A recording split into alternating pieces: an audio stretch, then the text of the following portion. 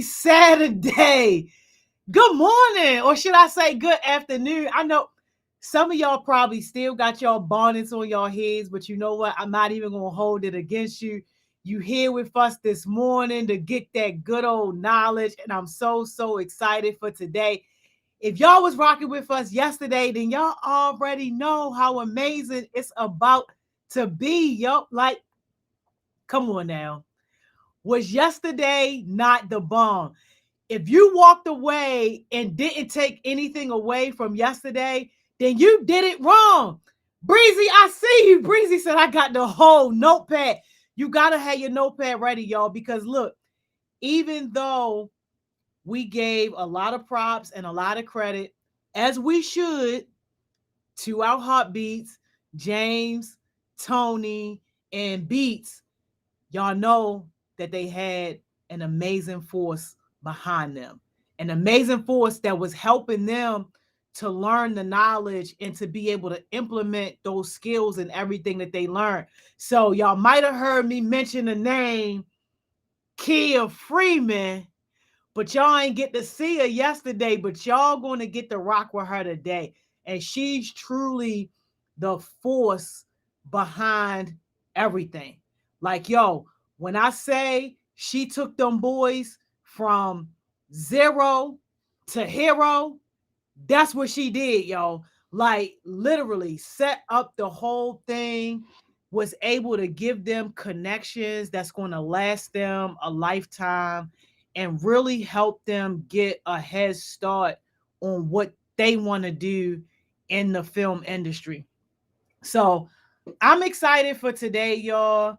Like, this stuff is what's most important to me, being able to help you to make connections, but then to also give you real skills that you can take and do something with it today. So let me say hi to my peeps, and then we gonna get this thing going. Hey, Tizzy Tay, I know you did see her name, right? And if you remember, because we had Miss Kia on here last year, but a lot of people, y'all probably missed that session.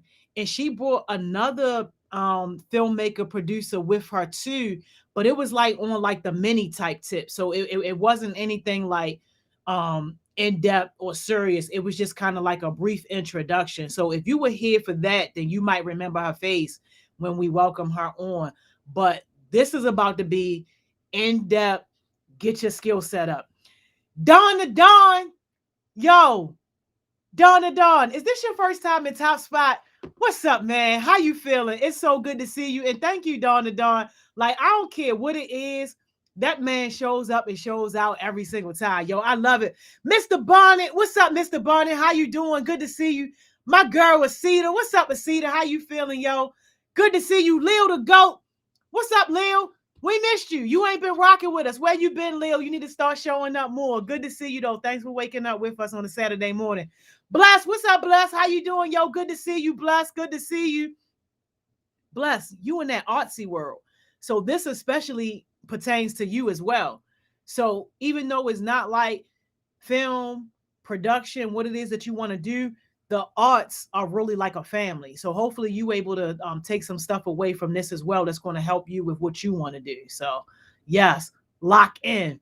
Cows, what's up, Cows? How you doing? Good to see you. Breezy Breeze, how you feeling, Breezy Breeze? Cam Gotti, y'all, Cam Gotti is the most multitasking professional, young professional I've ever seen in my life. She on a whole panel giving a whole talk about youth engagement, and she's still locked in to the master class.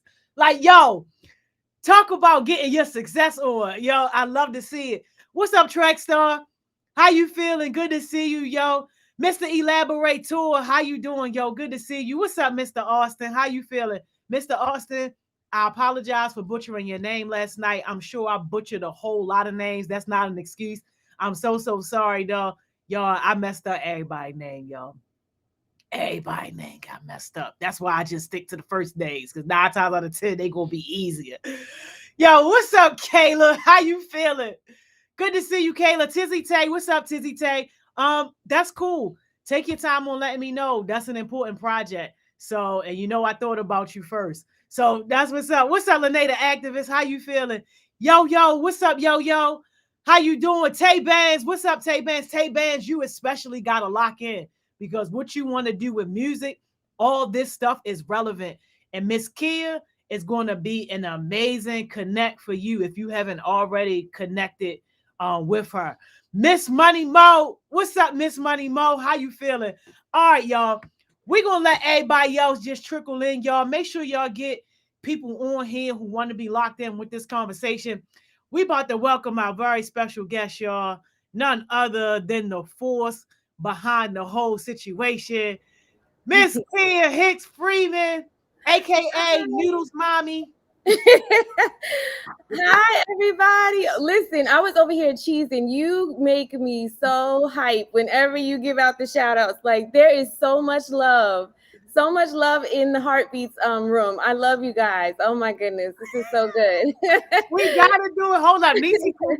Nisi Poo, I did not see you. She gonna say, "Why you ain't speak to me?" Nisi Poo, stop playing. How you feeling? Good morning. And I think Tay Bands did connect with me from last year, right? Tay Bands, Did she she?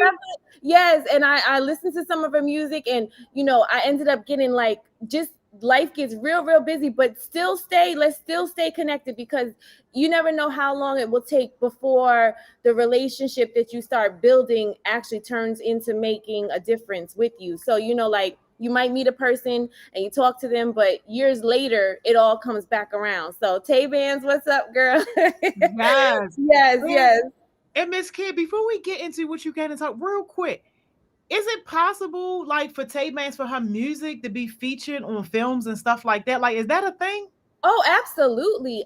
Absolutely. Like that's one major thing. And I heard you talking to another gentleman that you said is an artist. So as we go through like the whole process today of what it takes to create a film, there's room for so many different skill levels. Whether you draw, you're a graphic artist, you produce music. So like for example, Tay Bands and other musicians that are out there, they can present their music to independent producers and say, hey, I want to get my music out there, is there a scene for this? Or they can present it to other young producers that are out here doing it. So one thing that I always talk about is kind of like network where it's across from you. So if Tay Bands connects with like other young people that are her age also, producing a short film or producing a music video or just a public service announcement or commercial, she can then take her music, and any of the artists on here can take the music on and present it to those producers, because we always need music for our projects. Like that's a huge component of film, a major component. Mm-hmm. Wow, that's amazing. Well, thank you so much for saying that because that kind of brings it full circle too for people who are especially in that music industry. Like, where do they fit and how they can connect in that space? Yeah, so like there's different areas and different job positions. So like if you're a composer and when you listen to a film and you just hear just the sound, like if it's about to be a scary moment and someone's gonna die or something like that, and you just know that through the sound the emotion creates that fear. Those are composers, and they're the ones that create like the score is what we call it. And then you have, other producers that will work with the music supervisor to present songs that include like lyrics and music. So you may have a scene that is in a restaurant and you hear the music playing in the background. You may have a scene where someone's in their car and they're playing the radio and you hear the music playing in the radio. Or you have like a theme song that is going to be used at the opening and closing. One thing I can tell you right now, and I know it's different age groups on here, but one film that is out right now, the soundtrack, even if you just go listen to the soundtrack, is The Harder They Fall. When I tell you that soundtrack is off the chain, like it's off the hook. Wow. So that film just came out a couple of days ago. There is some violence in the film, so if there's parents on here, I think it is rated R. But it's a Western film, and it was done so well. The soundtrack in that film is just amazing. So when you are a musician or a producer or an artist in some kind of way, you want to start with people that are kind of like working around you, and then you grow together so that you can get those other bigger projects. That's awesome. And thank you for mentioning soundtracks. I completely forgot about soundtracks. Like, I'm old school. So Yes, like in the when I think 90s. about Yo, waiting to exhale. Yes, Soundtrack was yes. off the chain. Yes, yes. All of the films back in like the 90s, it was huge for music artists to be a part of soundtracks, and they're kind of starting to bring that back a little bit. So, Queen and Slim was a film that had an amazing soundtrack recently. Like that was out a few years ago, and that film, had an amazing soundtrack. But when I tell you The Harder They Fall, they brought Lauryn Hill out. They brought Lauryn Hill out, okay? On time. Yeah, go to Spotify and you gotta listen to "The Harder They Fall" and look Yeah, up the soundtrack. I'm on that. I'm on that. I'm on that. Yeah, Yes, yo, Jules are ready. So, yes. Miss Kid, we gotta back it up just a little bit because we need to know and understand how you got to this space that you in right now. Because I mean, I'm just so proud of you and just Thank you. like you personify black girl magic. And Thank for you. a lot of no, for real. And like for a lot of people, that's unachievable. So can you just take us back to like how you got started? What were some of your challenges? How you ended up where you were? And then we're gonna pick your brain about some technical skills. Okay, okay. Well, I want to just say I think everybody has that black girl magic, and sometimes we just don't know. So it is attainable. We just have to tap into it. And sometimes we have distractions and things in our way, and it's just a matter of moving those out of the way, identifying who you are and believing in yourself, and then working towards what your goals are. So we all got that.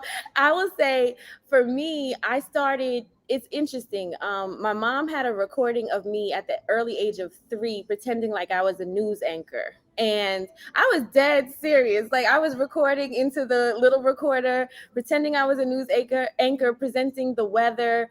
So I think from like an early age, I knew I wanted to be in television in some kind of way, but I didn't know exactly how because I was 3.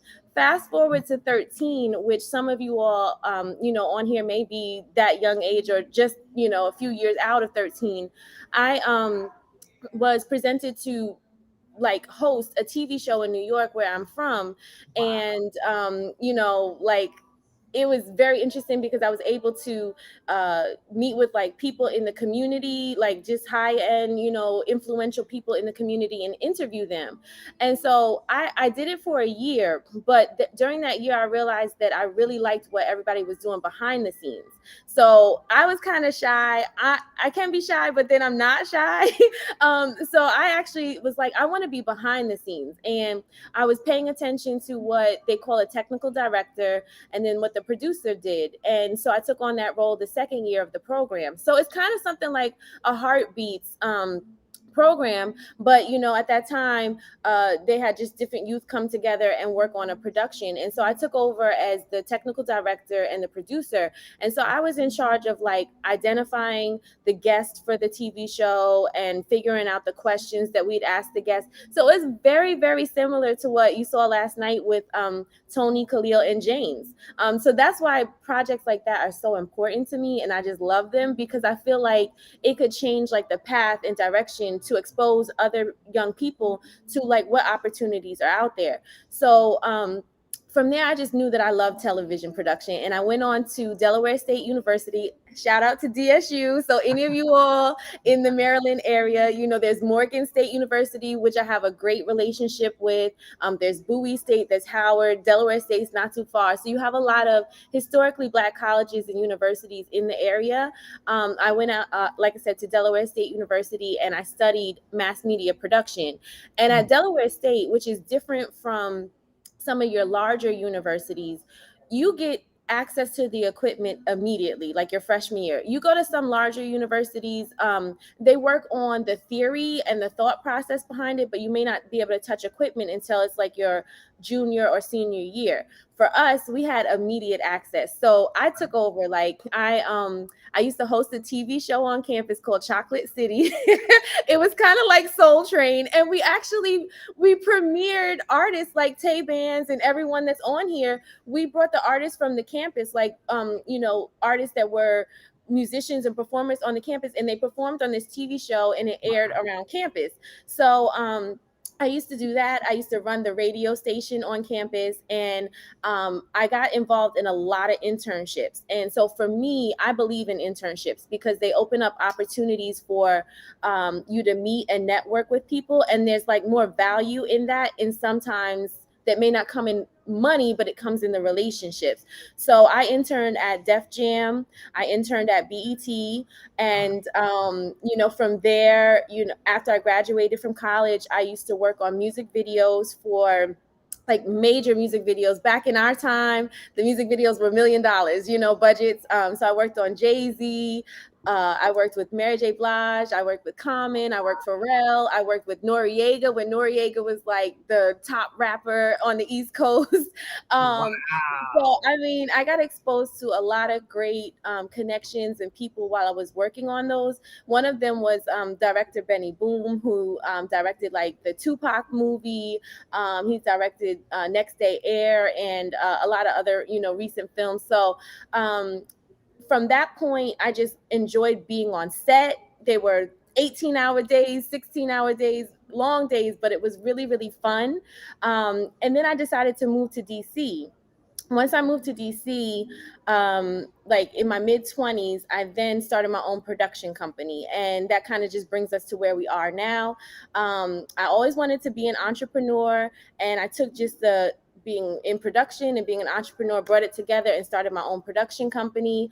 We produced lots of commercials. We produced public service announcements with messages that could be about, teen pregnancy prevention or healthcare, public service announcements and things of that nature. I worked with the Boys and Girls Clubs of Greater Washington for like 8 years. I run media production programs in high schools in DC.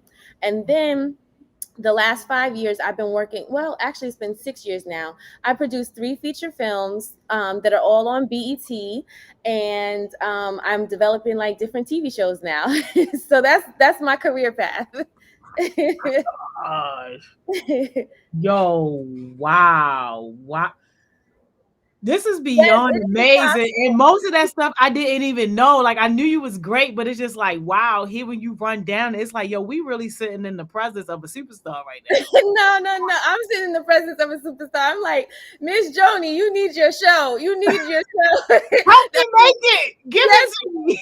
we gotta do it. We gotta do Yo, let's it. do it. Yo, let's do it. Y'all hear me say it, right? We gonna do it. This is amazing. So, all right. So from like step one, right? Say if you don't have that supportive person or parents or networker, because it kind of sounds like you did have somebody that kind of recognized early and they nurtured that. Yeah. What will you say to people like who don't have that and they still have these big dreams? So, I was fortunate where my parents did not push any type of career ideas on me. They really just said, let her just go. They let me just kind of just be and explore. So I appreciate them for that.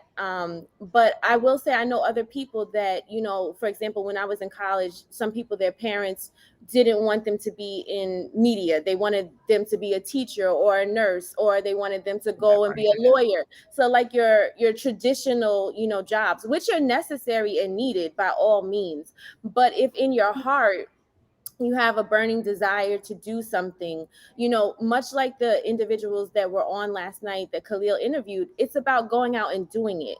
So if you have this idea that you want to be a filmmaker, and I've seen it like firsthand. I can't remember the name of the young people, but they're literally in Africa, and they took over their iPhones, and they have like no, actual cash or resources to make certain things happen, but they take things around their community and they actually reenact films.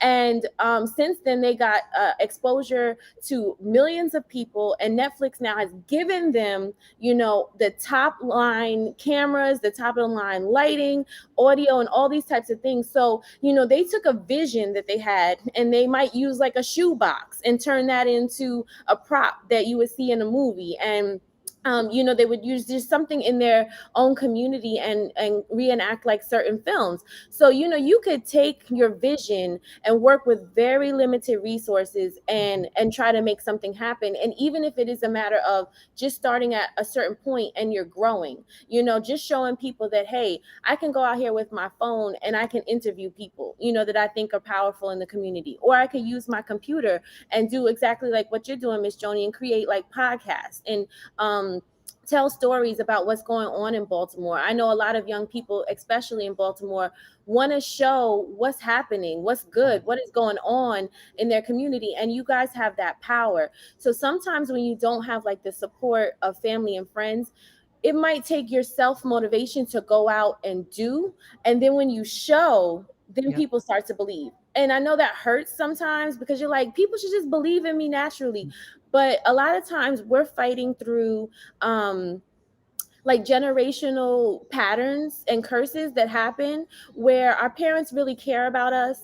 They don't want to see you struggle. They don't want to see you go through, heartache or any type of pain. So for them, the fear might kick in that my child is getting ready to start something that may be really hard, which honestly, this is a very difficult path. It is a very difficult path. But by talking to people like myself or listening to the people from last night, you can learn what to do and how to balance it out. I remember one of the producers last night, Annette, mentioned that go after your passion, but also pay your bills. So Mm. work. So for example, I talk about working on these music videos where they were $1 million budgets. Okay. Right now, music videos might be $100,000 or less. So they put a lot of money into music videos, but I wasn't getting paid. I used to work at Red Lobster, and I used to work at Red Lobster 3 days a week. And Wow. then I would work on the music video sets like 4 days a week. And so, I chose a job, and no offense to Red Lobster, but I chose a job at Red Lobster because I was like, if I quit this job, it's not going to really hurt my career. I didn't want to take on a heavy, corporate job. So I was like, I could take something that's a little bit flexible. Right now, there's so many ways. Like, if you can drive, you can be an Uber Eats delivery person, and then you can do your music and you can do your film. So, it might be a matter of, that balance of going after your passion, creating and producing, also figuring out a way to make it work and live. And we're in an era right now where you can do so much that you don't have to be tied down to a corporate job or to a 9 to 5. You could be really, really creative with it, and then carve out that time to hone your skills on your creativity. So I think once you show your family, once you show your friends what you're doing, then they'll start to believe. Yeah, that's amazing. Thank you so Mhm. much for that.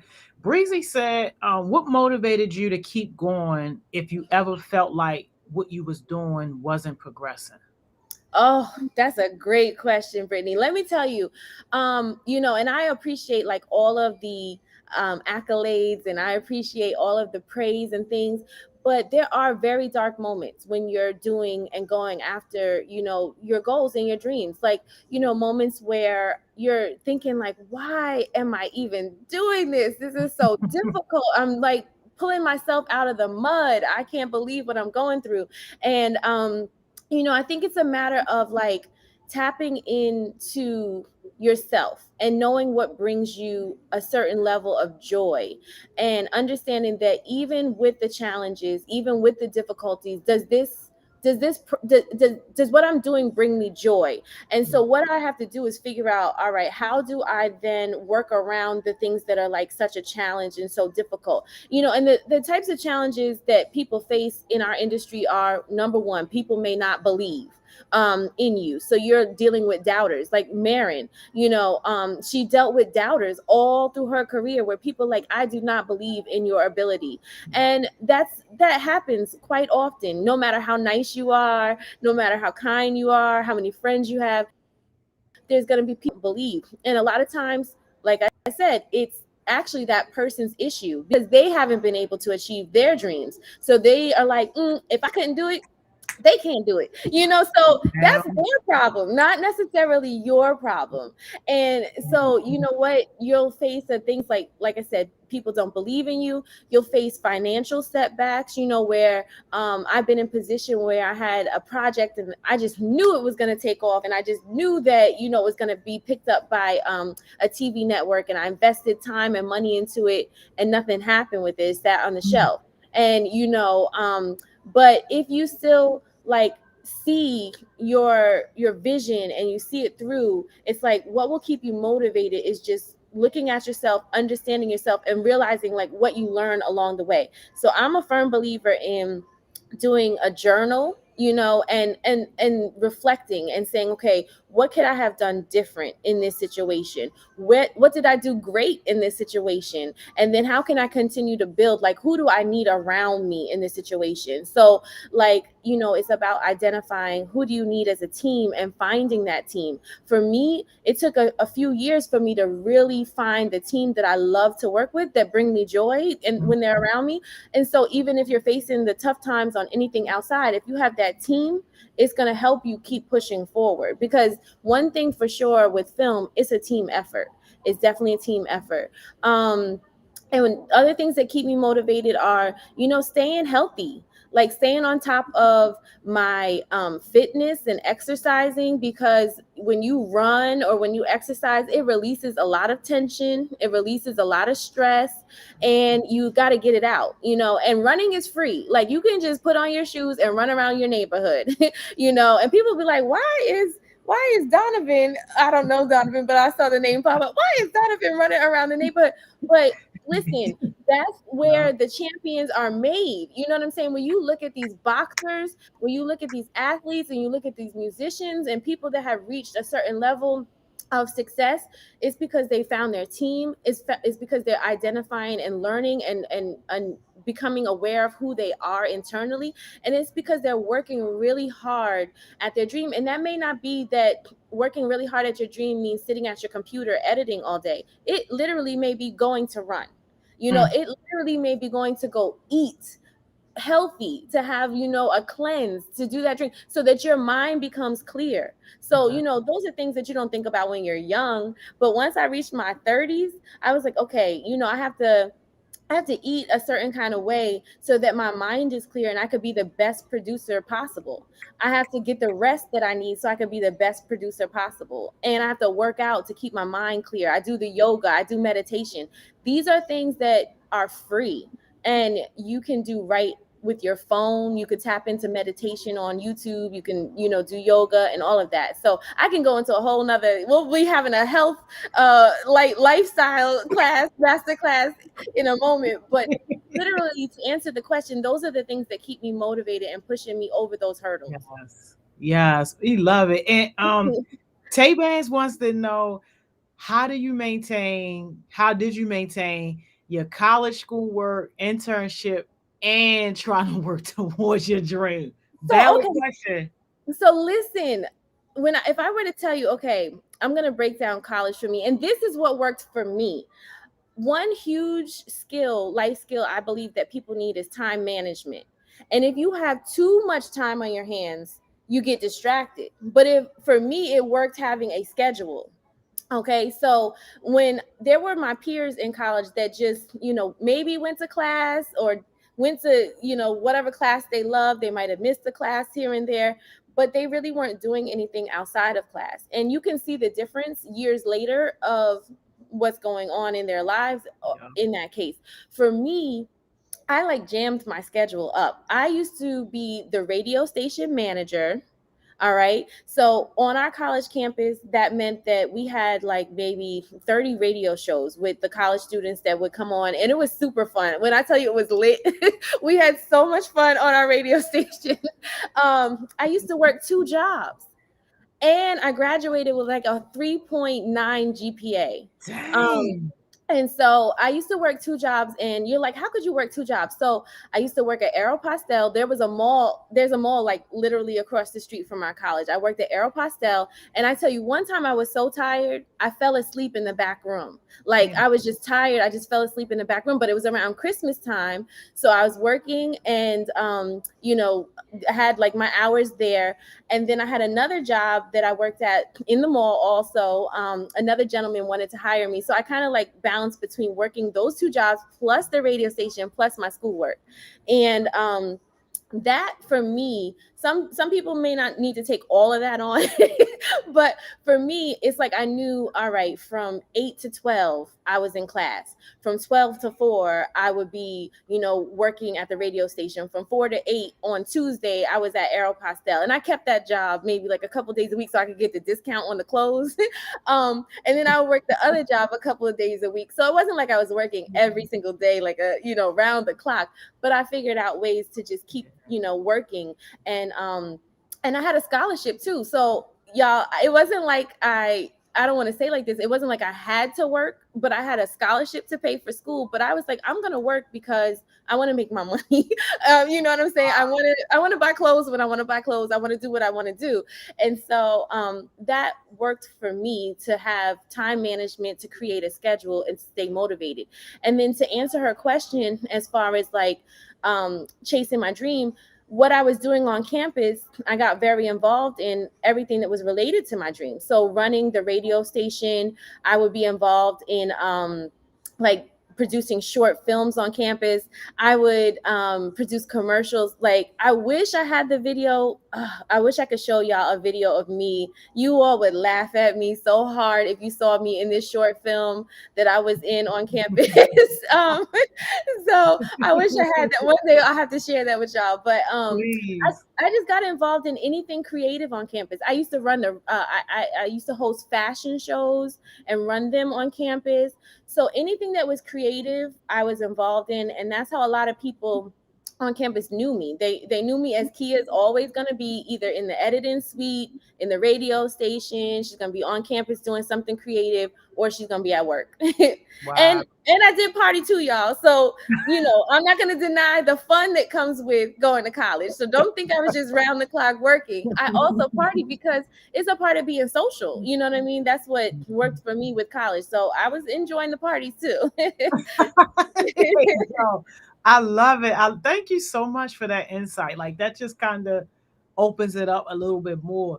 Can we shift into some like project Skill. Yeah. 101? Yeah, like Yeah, absolutely. Absolutely. So, all right. So, a lot of times the question starts off, well, how do I produce a film, or how do I produce a project idea? And, many times it starts with just that, the idea. So I tell people a lot of times, first get to a point of where you can write out your idea and outline it. It doesn't have to be perfect. You don't have to be like a perfect writer. But you want to sit down, outline your idea, and come up with what, if you're doing like a music video, we call it a treatment. So write this down and look it up, to go look up sample treatments online. And the treatment outlines like what is expected in that particular project in the music video. We write a treatment for like a documentary, or for a public service announcement. When it comes to like a feature film, we do what's called write a beat sheet. So I would write that down. And maybe Miss Joni, I could share with you a beat sheet outline so that you could distribute it to your heartbeats. But a beat sheet basically outlines like the whole order of the film, starting with the opening image that you're going to see in a film, all the way to like breaking down what we call, there's different parts of a film. So it's like maybe 15 or so different parts that go into the beat sheet. And you just fill in your ideas with that. Once you create the beat sheet, then you can start really developing your script. And so if you're a script writer, that would maybe be a task that you take on. If you're not a script writer, more like a producer, you might identify someone that has a script, like myself. People bring scripts to me all the time.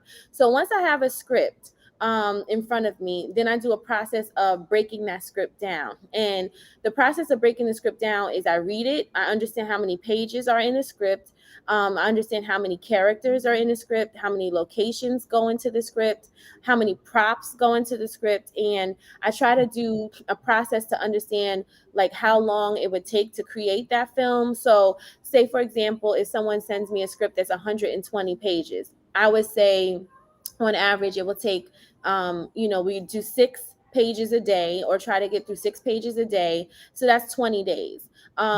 Ideally you want to have like a script, depending on your budget, that might be 90 pages. A lot of times, like the films that I have on BET, and depending on the budget, if it's like less than $1 million, you're going to probably want to shoot within 15 days. So like that's generally like a model of you shooting your film within a certain amount of days.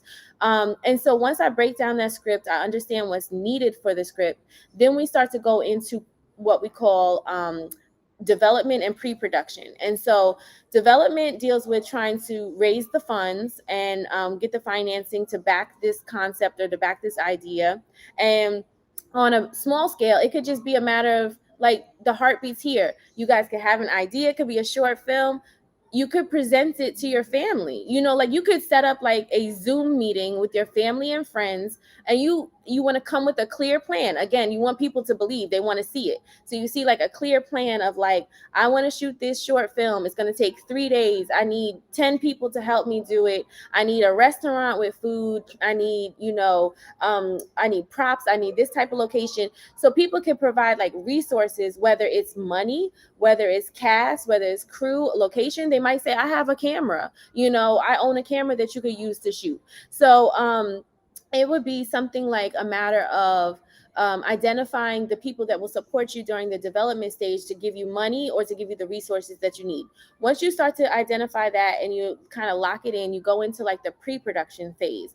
And that pre-production phase is now is one of the most important parts of film. Like when we see the film, like The Harder They Fall, when we see that, there were days and months and possibly years that went into planning out, what is necessary for that particular film.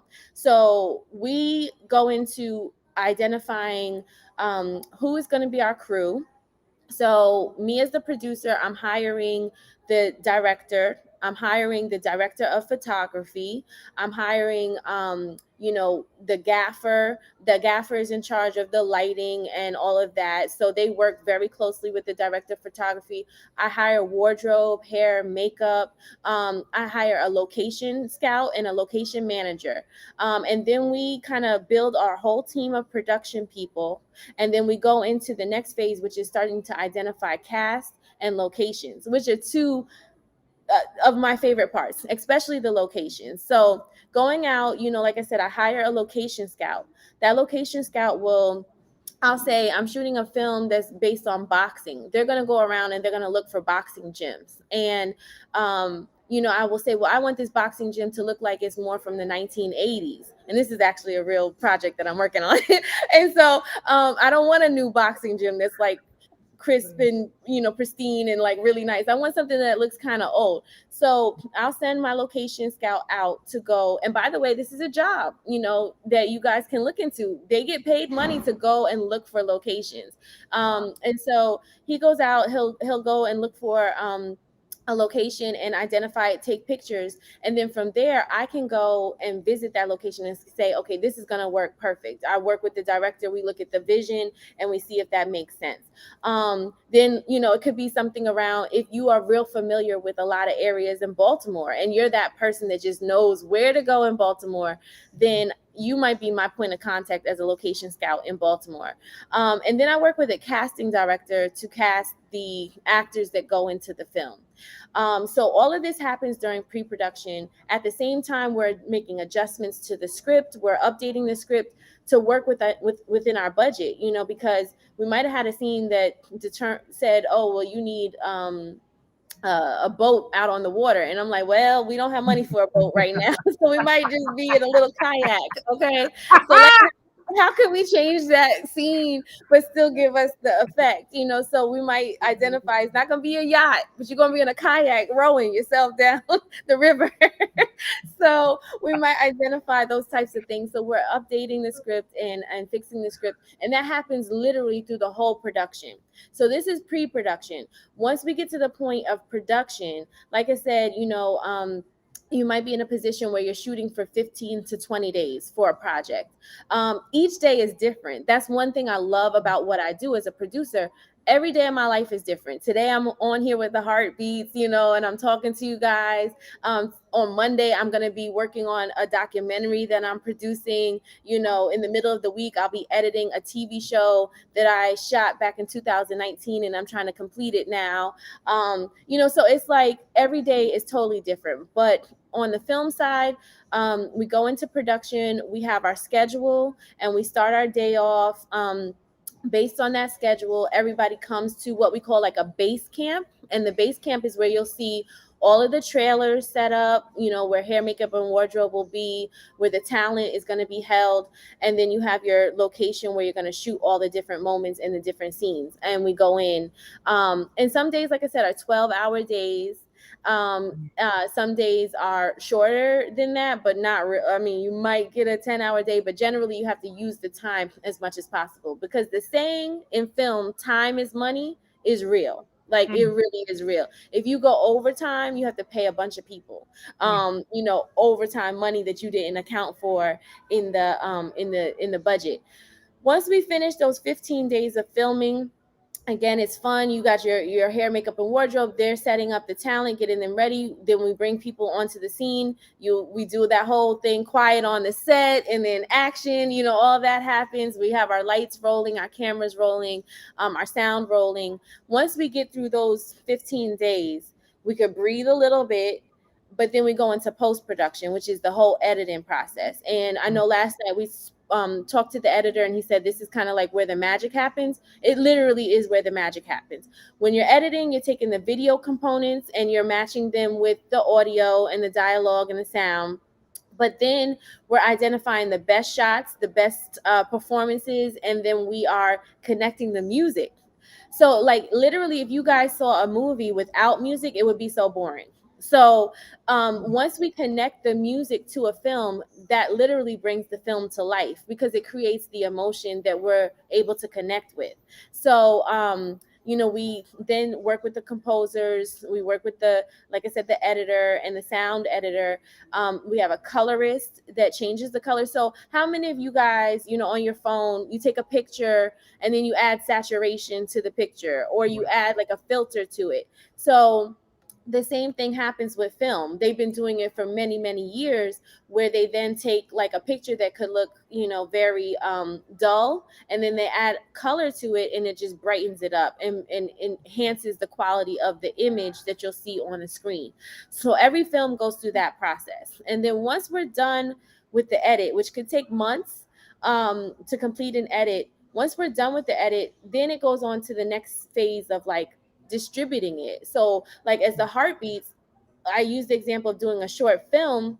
You get your money, or you get your resources to shoot your short film, even if it's $100 that you end up having to work with, and you figure out how to make it happen. You find your cast, you find your locations, and you go out and shoot. Then it's time to distribute it. And in this case, it may be where you distribute it on YouTube, you distribute it on Instagram or social media in some kind of way. For me, I was fortunate enough to go ahead and distribute it, through BET. We went through a film festival process. And the film festival is where we were recognized for our film. And then that's when BET said, I want to buy your film and put it on television. That was the first film, and then that turned into relationships there, along with the executive producer that executive produced the film with me. So that's like the process. But if we want to talk about like technical things too that people can learn, I'm not a camera operator, but as a producer, I understand a good amount of all the aspects of the technical process. So one thing I would say, um, learn about cameras, and you can go right on YouTube and find out what are some good cameras. I'll tell you some good cameras that you could take down notes about now, and learn about them. But it's the Black Magic, is one camera. It's not that expensive. You could probably buy and I'll say not that expensive compared to other cameras. Mhm. The Blackmagic produces high quality images and is used for music videos and all this type of things that you see on television, even on Netflix. And those cameras can start off around 2000, and then you add, parts to it like the lens and different things, and that can increase the cost. But that's pretty good for a body of a camera, because I have another camera that you guys can research, but you can rent it, and you can rent the Blackmagic too, but you can rent this other camera called the Red. And those cameras range from 6,000 up to 70, 80, 100,000. But there are camera rental houses where you can rent the cameras. There's lighting rental houses where you can rent the lights that go into your production. So literally, you can rent all the equipment that you need. You don't have to own it all. You can rent it all to produce your film. And that's generally what we do. But I would tell, Heartbeats to look on for DSLR cameras. Those are the cameras that Tony, James, and Khalil use to shoot the different pieces, the Canon DSLR. Look for the Blackmagic cameras and look for the Red cameras. Also look for RE cameras. Those are 4 major cameras that are used in production, depending on the level of where you are. But those are cameras that you can look into. I also understand sound. So you've seen people hold up like a boom mic where they're holding it over, the actors' heads, and they're holding it. That's like a boom mic. So you can learn about operating a boom mic, and what is the importance of sound is, because sound is 50% of the quality of your project. So the image might look good, but if the sound is bad, you're losing your audience. I also understand editing. I'm not an editor, but I can edit. So I literally, if I had to, I can go out here, I can shoot, I can set up a microphone, and I can edit my project. Mhm. Would I rather hire other people that can do it that are a little bit better than me? Absolutely. But if I need to get it done, I can get it done. So again, understanding all aspects of camera, lighting, sound, editing, those are the key areas that you want to kind of start to understand the technical aspects of film. I don't know if there are any specific questions that you want to ask about the technical process, but that's definitely like the 4 key areas that you want to look into. Yeah, that was so much like just like great foundational information. Like, thank you for that. Dawn, I saw your question. We're gonna come back to your question as we get closer to wrapping up, because this question was about like motivation around doing schoolwork and all that stuff like that. Okay, okay, And okay. and I feel like Mr. Elaborator might need to rewind, because he said with some great people that you met so far. You talked about that earlier. Yeah, So yeah, but I can recap. I can name drop a little bit. So yes, I've met Jay-Z before. I've met Method Man, I've met Busta Rhymes, I've met Missy Elliott, I've met Pharrell. I've let me see, I did a film with Little Mama, the rapper, who I love. I love, love, love. She's super talented. So I enjoy being around her a lot when she's on set and film. And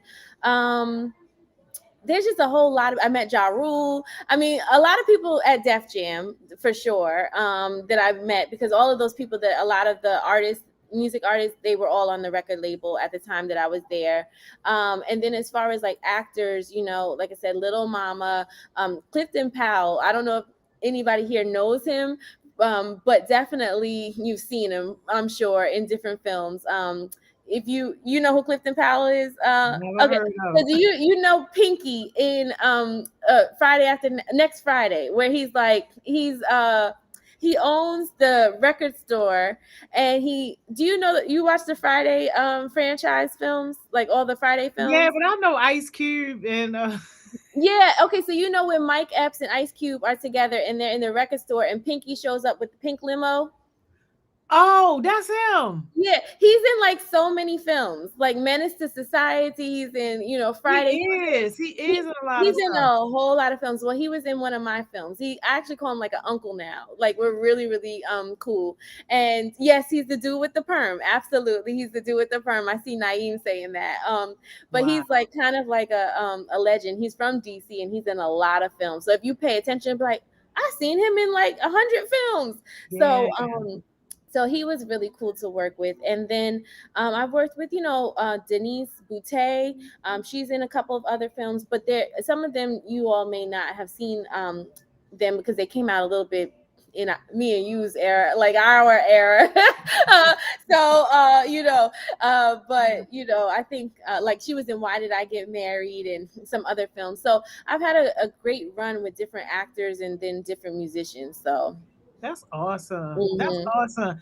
And like when you were describing like the budget and all that stuff that goes in with making a film, how did the term, oh, we could tell that's a low budget film? Like how did that come into play? So you'd be surprised because there's okay, so there are unions in our industry, and there's a union called SAG, which is Screen Actors Guild, and they kind of lead what is determined as far as like a low budget film, a ultra budget film, a ultra low budget film, and then a theatrical film. Like they have different levels. And the reason why I say you'd be surprised is because low budget films, I want to say the number could be like up to 10 million. So we think that's like a big budget, right? You're like, you got a budget of 10 million, but a lot of films, a good amount of films that you see might have a budget of 100 million or more. Ooh, So when it's considered low budget, it may not be as low as you think it is, but definitely within the production, you have films that can go, we have ultra low budget where they're under 200,000 or under, I think it's 200 or 250,000. They consider those ultra low budget.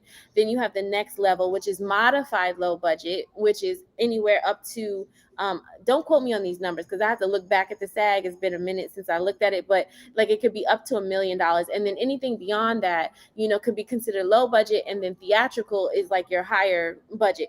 So, of course, within certain films, we could look at a film and be like, that looks low budget. So you might be like, that looks like low budget, but sometimes you'd be surprised how much money they spent on a film. But there are films, that could only you might have $10,000 and it could be really high quality and look really good. So you'd also be surprised at some of those films that have what we would really call like a low budget and they end up looking really good, high quality.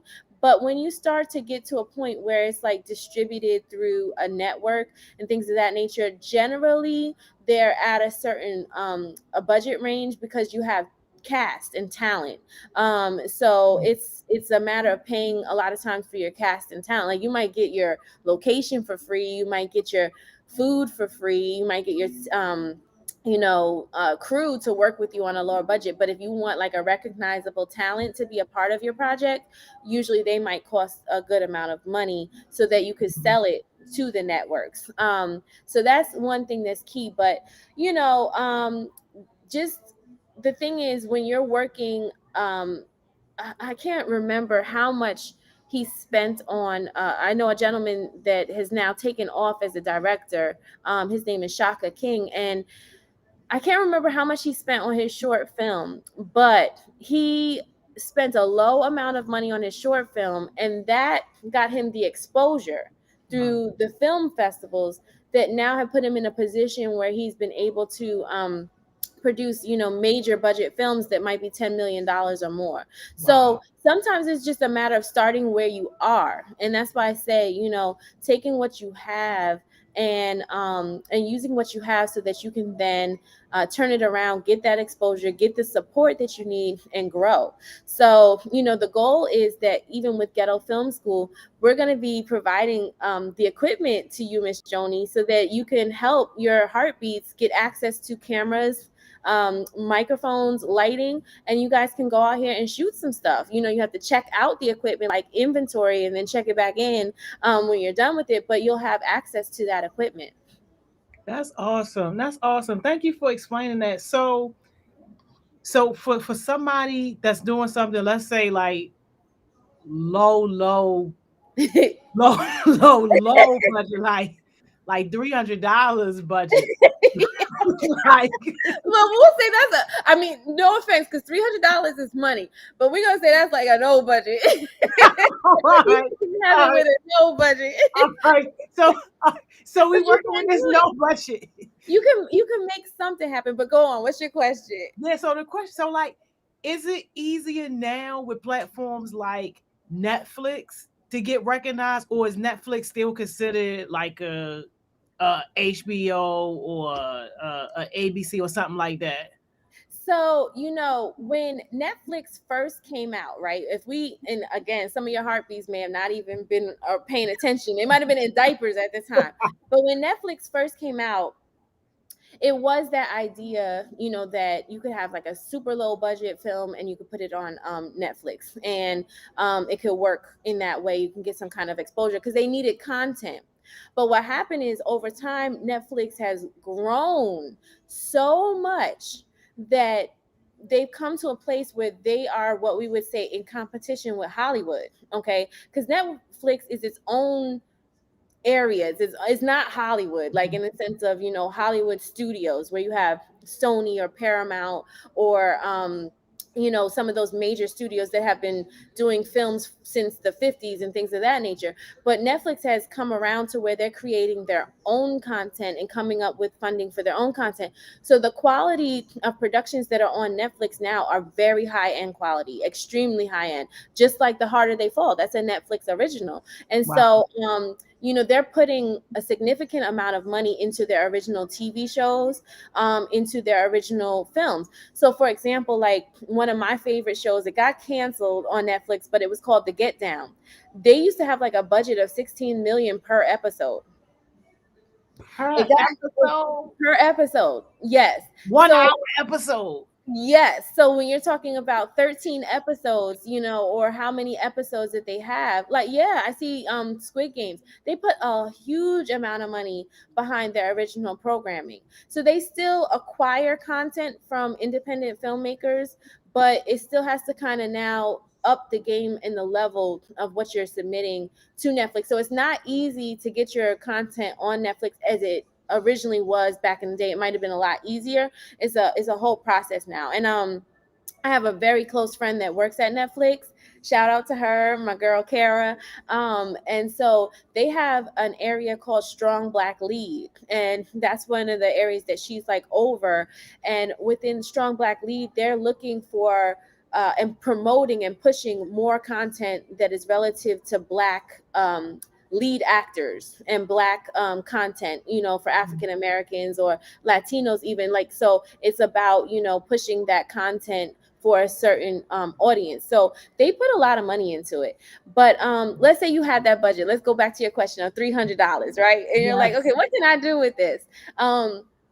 Like I said, it's about being creative and it's about finding the resources. So if you say I have this concept and on paper the concept is really good, and I would say when you are in film and when you're a creative person, you have to be open to constructive criticism, because you could think something is really amazing, and that's the belief in yourself, right? But also the test about believing in yourself is being able to take constructive criticism and listening to the feedback that people provide, and then going and doing some adjustments, because you have an audience. You're not just your only audience. So if you're producing a song, you're like, yo, this song is fire, and then you bring it to people and they're like, you need to work on that a little.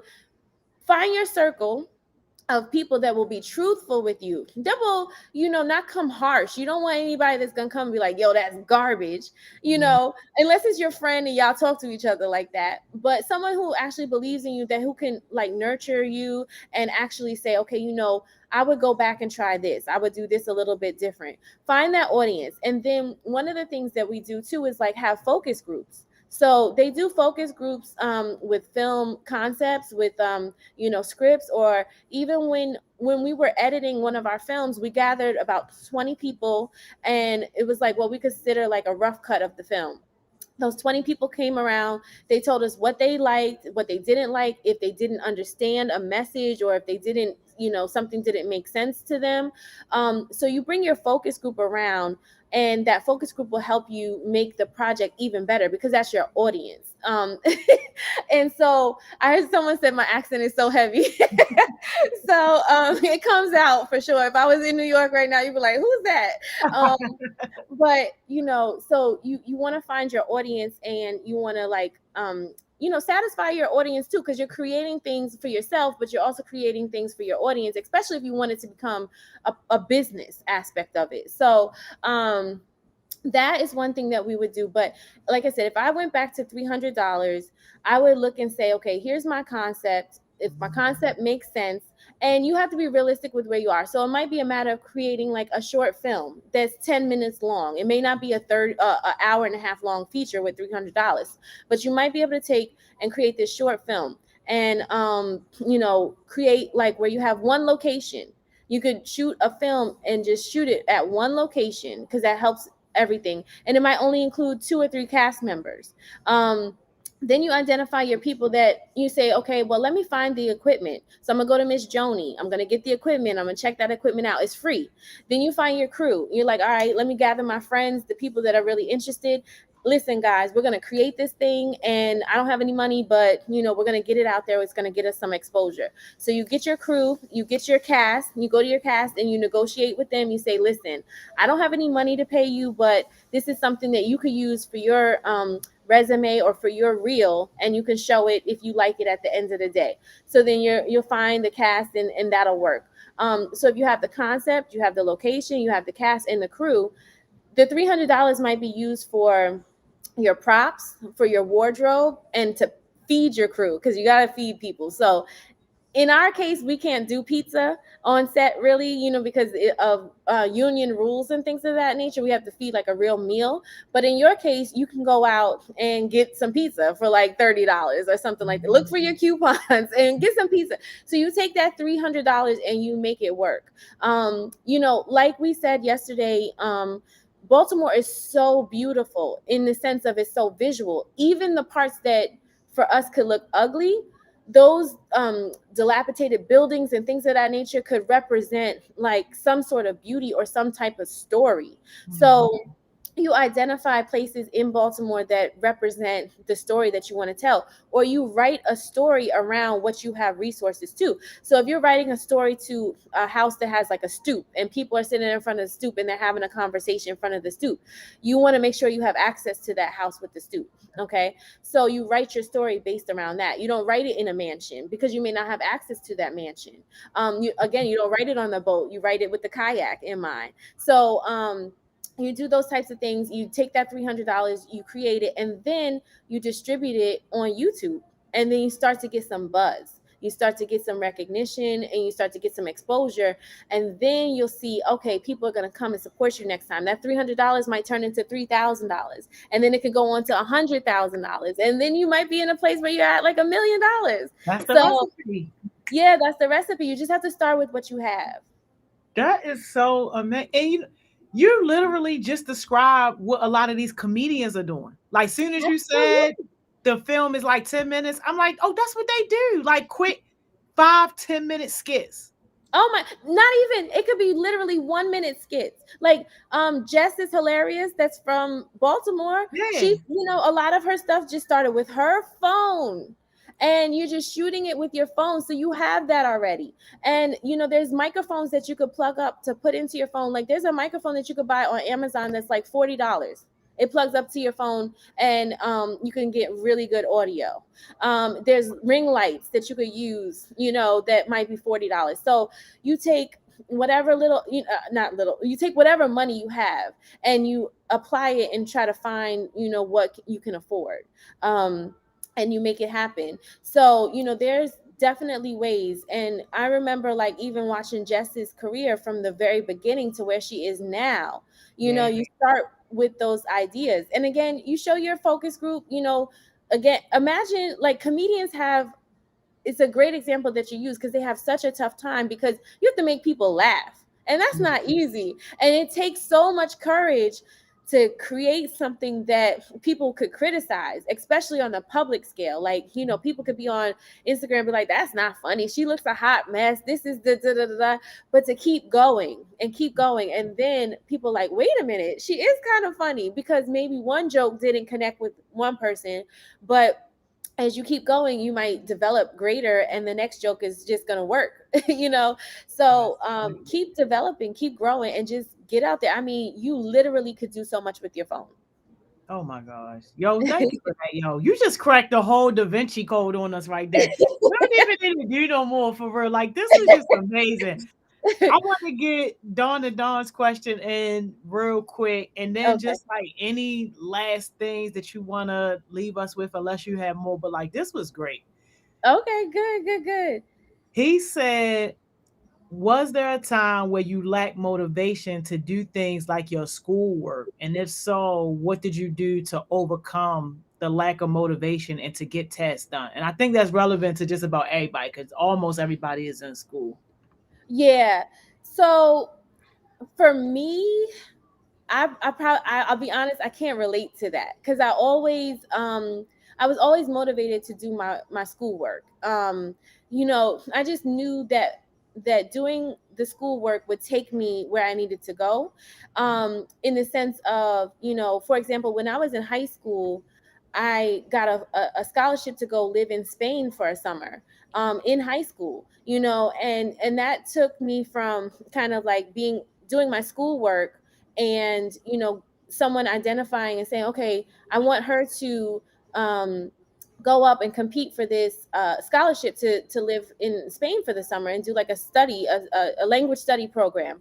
I went against 40 people and I won, you know, that scholarship. And it involved like doing an interview, it involved writing an essay and all these different things. So for me, I saw, as far as like schoolwork, getting it done, I saw that as my avenue out of, you know, as a way to get scholarships or a way to do things. Now, when I look back and I talk to other young people, I do know sometimes that class may not connect with you. You might be in a whole nother realm or a whole nother zone, and you're thinking about your music, or you're thinking about your art, or you're thinking about what you're doing creatively, and you're like, you know, this isn't connecting with me right now.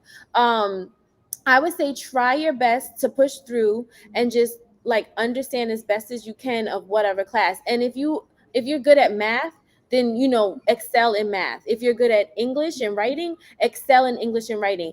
Those areas that you're weak in, I would say try to connect with the teachers or classmates that you see are really good at it. So if you're in math class and you're struggling and you see a classmate that's really good at it, build a relationship with that person and say, listen, I just need a little bit of help, or find a tutor or find someone that can help you kind of stay motivated with the schoolwork. Doesn't mean you have to be a straight A student, you know, because I will tell you, there are a lot of successful business people out here that were C, D students. You know, so you don't have to be a straight A student to achieve your goals.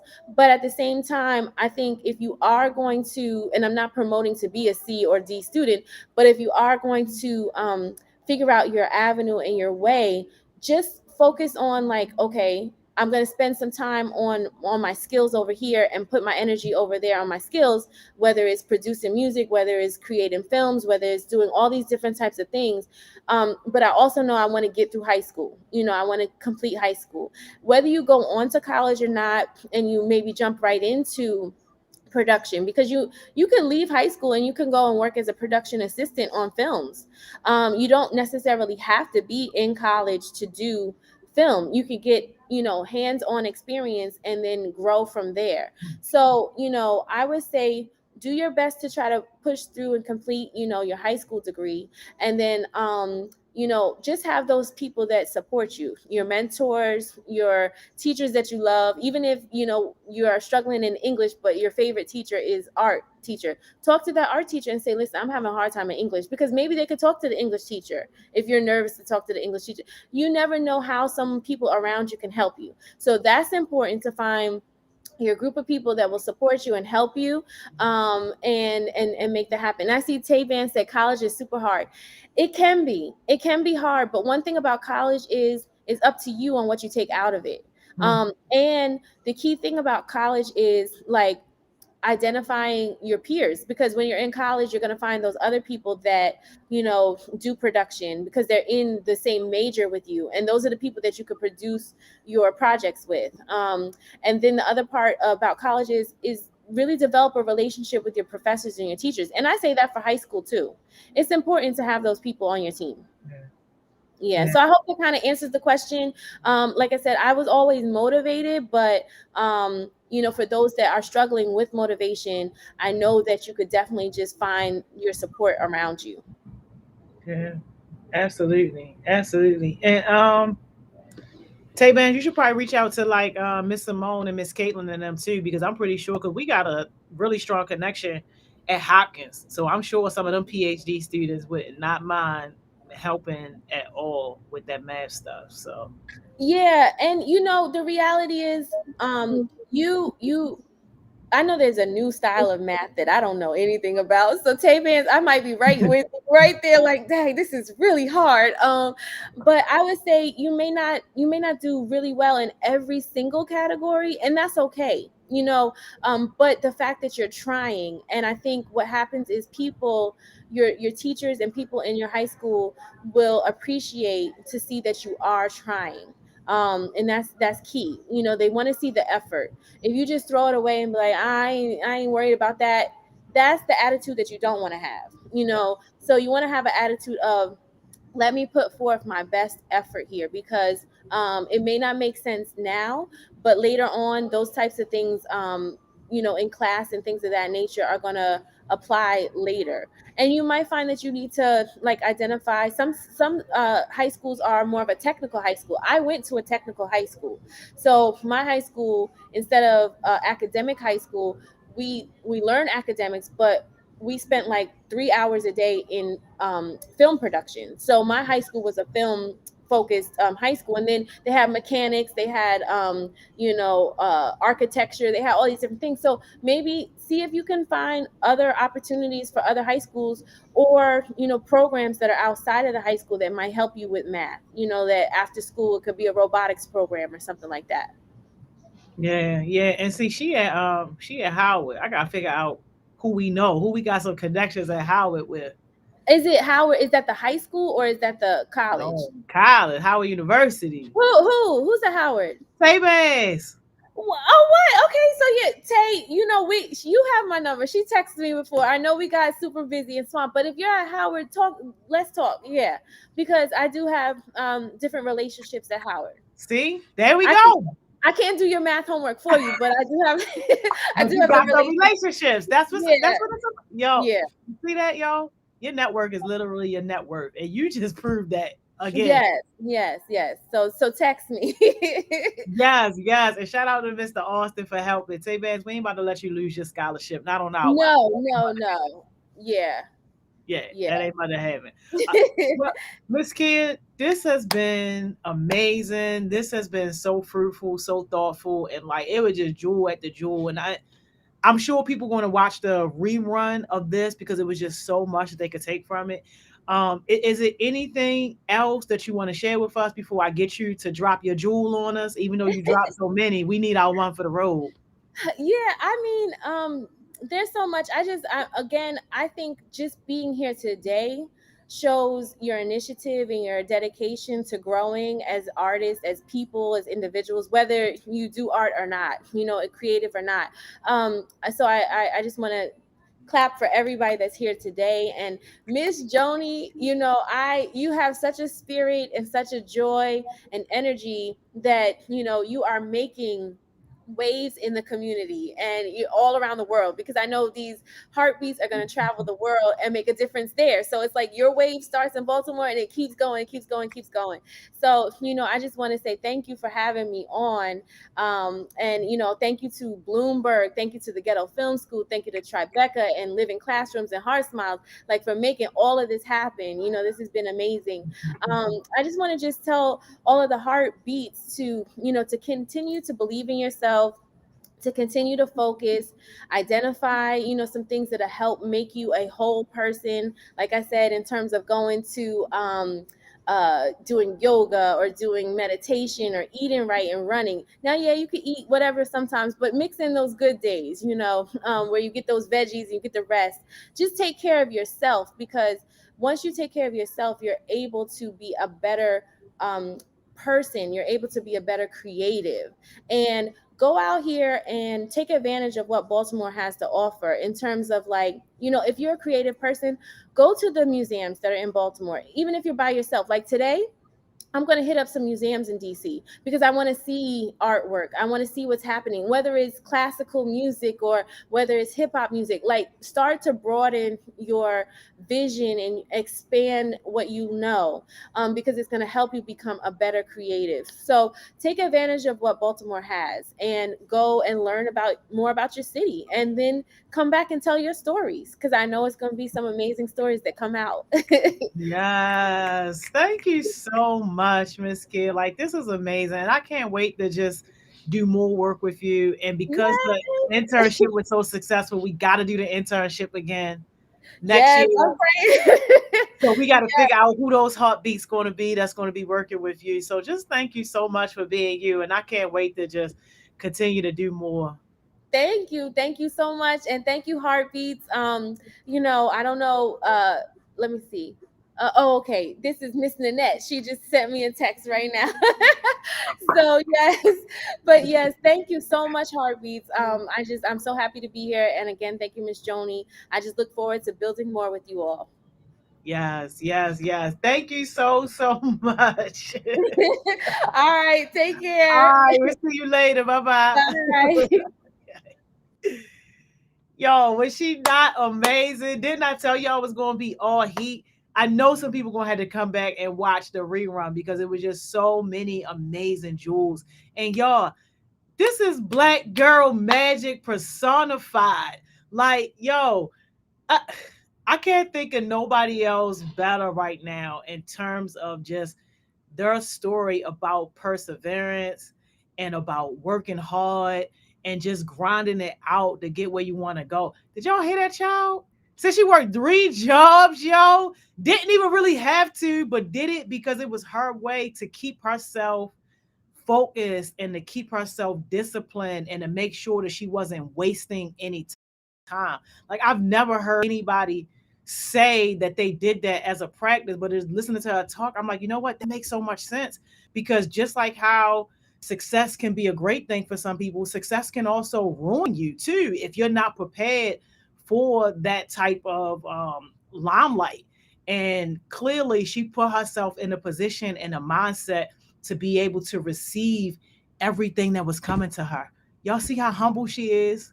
She's been in the room working with greats, living legends, and still so humble and can come and spend her time with heartbeats on a Saturday morning, y'all. This is beyond amazing. So hopefully y'all was taking all the notes you could possibly take. Connect, connect, connect, y'all, because it's only going to get better from here. And I'm gonna let y'all go. Enjoy the rest of y'all Saturday. If y'all rocking with us next week, y'all already know what we do. But I'm out of here, y'all.